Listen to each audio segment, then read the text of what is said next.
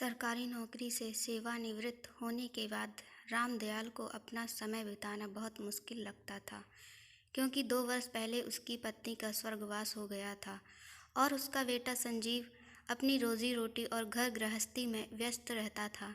रामदयाल सुबह अपने घर की बालकनी में अखबार पढ़ते हुए चाय नाश्ता करता था और बालकनी से आने जाने वाले लोगों को देखकर अपना समय बिताता था। रामदयाल के इकलौते बेटे की पत्नी घर के कामों में व्यस्त रहती थी। वह सुबह उठकर रामदयाल को और अपने पति संजीव को चाय नाश्ता देकर दोपहर का खाना बनाने में व्यस्त हो जाती थी और अपने पति का लंच का टिफ़िन पैक करने के बाद घर के अन्य घरेलू कामों में पूरे दिन लगी रहती थी। रामदयाल पत्नी की मृत्यु के बाद सरकारी नौकरी से रिटायरमेंट होने के बाद बिल्कुल अकेला हो गया था, क्योंकि उसका बेटा भी ऑफिस से रात को देर से घर आता था।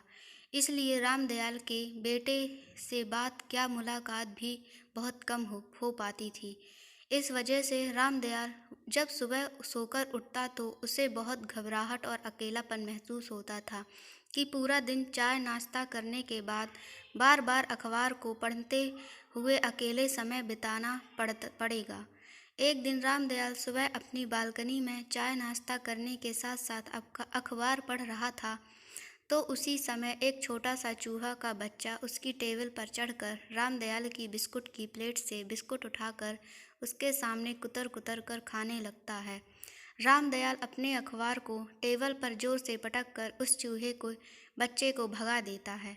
चूहे का बच्चा रसोई घर के अंदर जाने के बाद कुछ देर बाद दोबारा लौट आता है। रामदयाल के सामने रखी टेबल पर चढ़कर बिस्कुट की प्लेट से बिस्कुट खाने लगता है। चूहे का बच्चा ऐसा बार बार कर रहा था। एक बार वह चूहे का बच्चा रसोई घर में जाता था और फिर रामदयाल के पास आकर उसी प्लेट से बिस्कुट उठाने की कोशिश करता था। पूरे दिन भी चूहे का बच्चा यही हरकत करता था। रामदयाल को चूहे की बच्चे की हरकत देखकर हंसी आने लगती थी और जब भी रामदयाल सुबह चाय का नाश्ता करते हुए अखबार पढ़ता तो वह चूहे का बच्चा रामदयाल के पास आ जाता। अब रामदयाल रोज चूहे के बच्चे का इंतजार करने लगता। फिर दिन वह चाहे चूहे नहीं दिखाई दिया तो रामदयाल को अच्छा नहीं लगा। चूहे के बच्चे की वजह से रामदयाल का अकेलापन थोड़ा कम हो गया और रामदयाल को धीरे धीरे पता नहीं चलता था कि चूहे का बच्चा उसका समय काटने का सहारा बन गया। और उसी दिनों संजीव और उसकी पत्नी को एक सुंदर बेटी के माता पिता बन गए। पोती के जन्म के बाद रामदयाल के जीवन में नई ताजगी और खुशियां आ जाती हैं।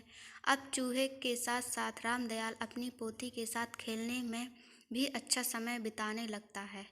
जीवन का अकेलापन दूर करने के लिए बड़े बड़े सहारे नहीं ढूंढने चाहिए। अगर इंसान ध्यान दे तो उसके आसपास जीने के हजारों सहारे होते हैं। कहानी अच्छी लगी तो सब्सक्राइब करें। Thank you.